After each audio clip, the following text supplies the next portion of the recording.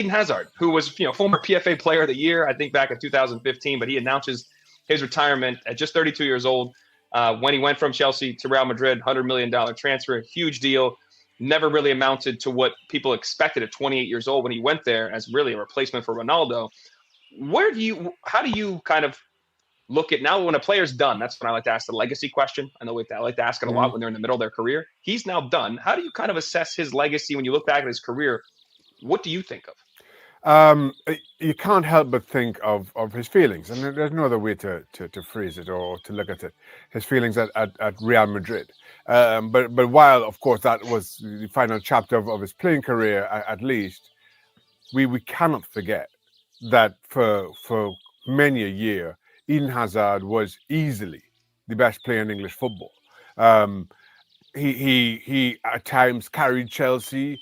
He most of the time was simply unplayable in English football and an absolute joy to watch. You do feel for him because I would have loved to see him tested at that higher level of Real Madrid. But he has to bear some responsibility for those feelings. Also picking up injuries, it's difficult. And the thing that kind of stood out for me is, given how good he was in English football and at Chelsea, Real Madrid still is a step up. And I think there's an expectation about being a Real Madrid player. I think there's also maybe an undervaluing of how difficult Spanish football is. And now for somebody who has played in English football and we cover English football as we do, there's still this sentiment that Spanish football is a 2-club league, 3 if you want to show in Atletico Madrid. So really, you don't have to be at your best, your peak fitness until October, when the first Clásico seems to invariably fall. But Eden Hazard, and he kind of said this himself, showed up unfit, which is what he used to do with Chelsea, and used preseason to build into his fitness. But it just didn't work in Madrid. That approach, I think, left him short at the start of the season, and then playing catch up. And as a result, he struggled when he first got there, and then because of his injuries, he struggled throughout. And I think that painted a forgetful picture for his time in Madrid. So I think it speaks to a number of issues. One, again, Spanish football is a lot tougher than many of us want to give it credit for. But similarly, I do not want to put or remember Eden Hazard for that. I mean, just pull up some of his Chelsea games, and it's how talented a footballer he was. He was an absolute joy to watch, a joy to cover, and in many respects, I'm kind of happy he came long after I retired. Yeah, no doubt about that. I love the word you use, forgetful, because that's what I think. I don't almost want to remember the Real Madrid piece of it. I mean, 18 different injuries that were supposedly cataloged over that stretch. Made less than 60 appearances. Now he won everything in a Blancos jersey, whether it was La Liga, Copa del Rey, Super Copa, the Champions League. I mean, they won everything you could win. The question is, what was his impact on that? And that was the interesting part yesterday. I mean, like many, I probably went down a rabbit hole of watching a lot of those old clips, of course, wearing the Chelsea blue. Him just taking on guys in a fearless manner, and not just taking them on, but beating 1 and 2 and 3 and defenders, and the slaloming runs and then finishing or laying it off. That's what's going to stick out in my mind. Yeah. It is sad because you assume when you make that step to Real Madrid, he's going to maintain that. He's going at his peak, 28 years old, coming off a World Cup semifinal. Like, it just seemed that it was all going to be that way, but nothing is guaranteed. And as you mentioned, some of it is his own self-admission in terms of being fit and not being fit, I should say. To quote Robert De Niro in A Bronx Tale, there's nothing sadder in the world than wasted talent.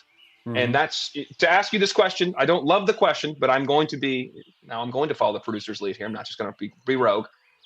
This does beg, are there other players that stand out in your mind that did not fulfill their potential? That when we look back, we would have said, well, if they would have done X, they may have been remembered as one of the greats. Does any jump out in your mind?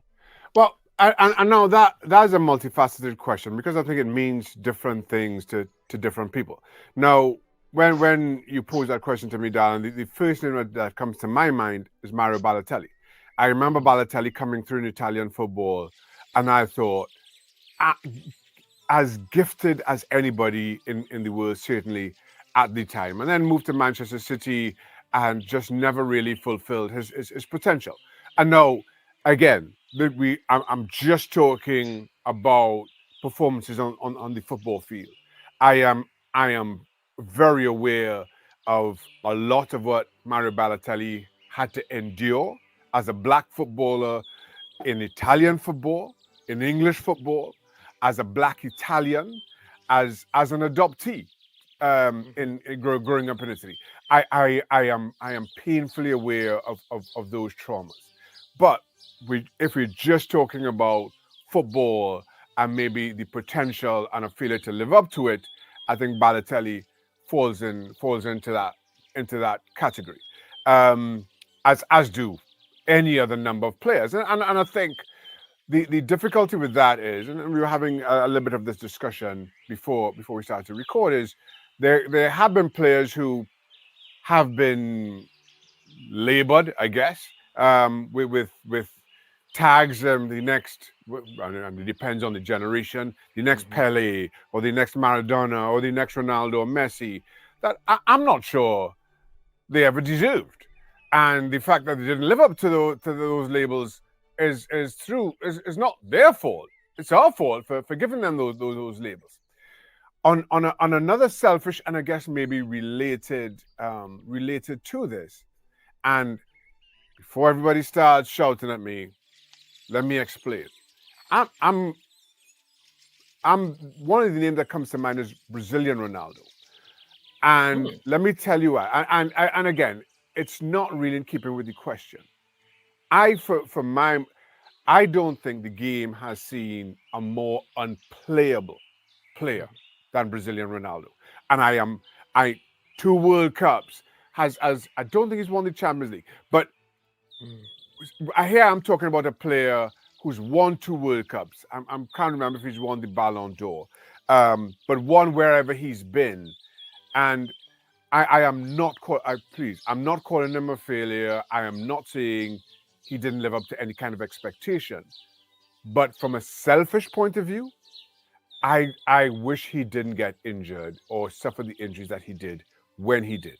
I would have loved to see so much more of Brazilian Ronaldo, because I maintain, and while we can debate about who's the greatest ever and through the generations, the game has not seen a more unplayable individual than Brazilian Ronaldo. And I have said he's the greatest ever. Which a sentiment I stand by, or at the very least, one of the greatest ever. Purely from a fan's perspective, I wish we had another 7-8 years of Brazilian Ronaldo, because, as I say, he would have rewritten every expectation as to what a human being is capable of on a football field. He did win 2 Ballon d'Ors, and I do think this is the difference of what we're looking at the question here, because you're assessing what could have been even more of greatness. Yeah. And I think that Eden Hazard was great, unequivocally great, and did it for years. So that to me is not wasted potential. It's, do you go to this another echelon of the greatest to ever play the game? That's where you get Kobe Bryant's maniacal approach to training and working out, Jordan's maniacal approach to being competitive. And yes, I'm a basketball player by trade, so that's where I lean to. But those type of mentalities, that's how you get to those places. There are a lot of great players. There are a lot of people that are going to be revered, but to get to that rarefied air, you got to have all of it, and you got to be healthy, which sometimes is a little bit of a luck situation. So guys like that come to my mind are like, whether it is Robinho, I think your nationality matters. Robinho's a guy that's mentioned. He's the next Pele, partially because he's Brazilian. He's great with the ball, plays out wide. That kind of falls in line, and you have to carry that pressure along. Yeah. And different nationalities and different greats get heaped upon you. The people that didn't achieve but look like they could at a really high level, that's where I think you get wasted potential. We saw the greatness that these people had. You mentioned Ronaldo. or he had Hazard, but it's to get to that different level is a little bit of a diffent question. Just to follow up on that, Dallin, and again, maybe to counter what I said about Ronaldo, and again, I can't see the comments, so forgive me, but I stand by he is, if not he is without question in the top 3 of players who's ever played the game. I just personally, I would have loved to see another 7 or 8 years of him. It was that much of a joy to witness. But since we're talking Brazilians, Neymar for me, I've been very critical of over the years. In terms of just pure ability, I think the only other player who we've seen with more just pure ability is Ronaldinho. The only player who can do more with a football than Neymar in the history, and I say this loosely, the history of the game is Ronaldinho. A player who's won World Cups, won Champions Leagues, won Ballon d'Ors, and people still feel that he could have done so much more. Again, more. I think that comes more in the Brazilian Ronaldo, as I've just been discussing, than Eden Hazard or Mario Balotelli discussion. But for me, I thought Neymar was as gifted a player as the game has seen. And I thought he was on track to emulate what we'd seen from Lionel Messi, what we've seen from Cristiano Ronaldo in his time at Barcelona. But he chose to go to PSG because he wanted to come out of, and maybe I'm putting words in his mouth, maybe he's never said this himself, he wanted to come out of Messi's shadow. He felt that was where he'd be better positioned to win the Ballon d'Or. And I think he's regressed. He's not come anywhere close to the Ballon d'Or. I don't think he's delivered on anything like his talent promised. And that for me is a huge disappointment. Again, not a selfish one in the way that I described Brazilian Ronaldo. This is just one that I felt he could have and should have been so much more.